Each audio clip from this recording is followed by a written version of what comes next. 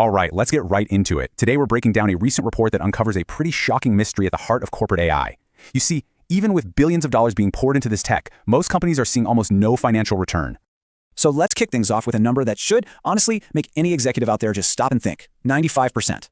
According to the report, that's the percentage of enterprise GenAI projects that are having zero measurable financial impact. You heard that right. Despite all the investments, all the hype, zilch. So that leads to a pretty massive question, right? We're talking about an estimated $30 to $40 billion poured into enterprise GenAI. If it's not driving results, where in the world did all that money go? To figure out where that money went, we first have to understand what this report calls the GenAI Divide. And this is a really interesting idea. It's this huge split between two completely different AI realities that are happening inside the very same companies. On one side of this divide, you've got the official corporate-sanctioned AI projects, and they're basically stalling out on the launchpad. The report calls it a massive pilot-to-production chasm. So while a good 60% of companies were looking into these big, custom, enterprise-grade tools, a teeny-tiny 5% actually managed to get them running and see any real impact. But then, on the other side of the divide, you've got this booming shadow AI economy. Get this, while only about 40% of companies have official AI subscriptions, a whopping 90% of employees are just using their own personal tools, think ChatGPT, Claude, to get actual work done. A lot of the time, IT has no clue this is even happening. And this quote from a manufacturing COO just nails the frustration that so many leaders are feeling.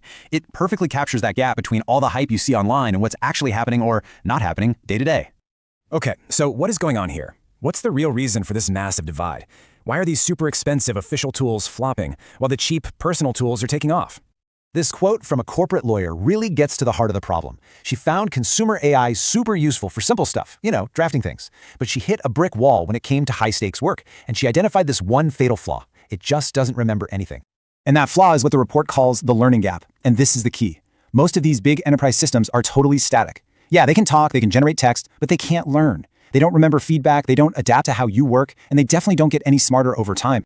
And you can see exactly how this learning gap plays out in how people actually use these tools. Look at this. For quick, one-and-done tasks like whipping up an email, sure, 70% of people are happy to use AI. But when it comes to a complex long-term project, a massive 90% still turn to a human colleague. And the difference isn't about raw intelligence, it's about memory. It's about the ability to learn and adapt. So that's the problem. Now, how are the successful 5% of companies actually bridging this gap? Well, it's not just about buying AI. It's about buying AI that learns, and that changes their entire approach. It turns out, trying to build these tools from scratch in-house is a really tough road.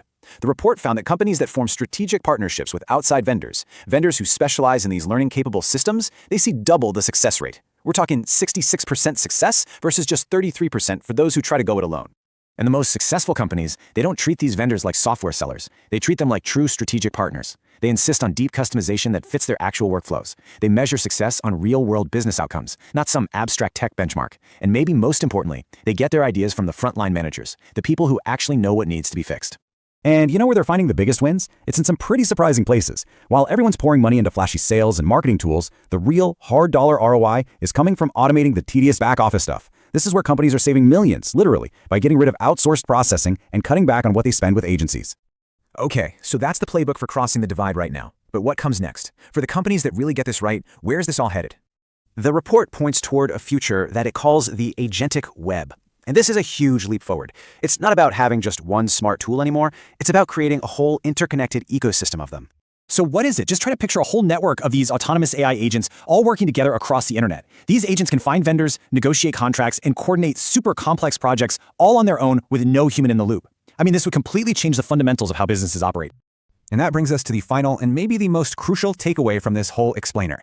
The gap between success and failure in AI, it's not shrinking, it's about to get a whole lot wider. So the question you really have to ask your organization is this. Are you building systems that are designed to learn, or are they just designed to talk? Because the answer to that question is going to decide which side of that Gen AI divide you're going to end up on.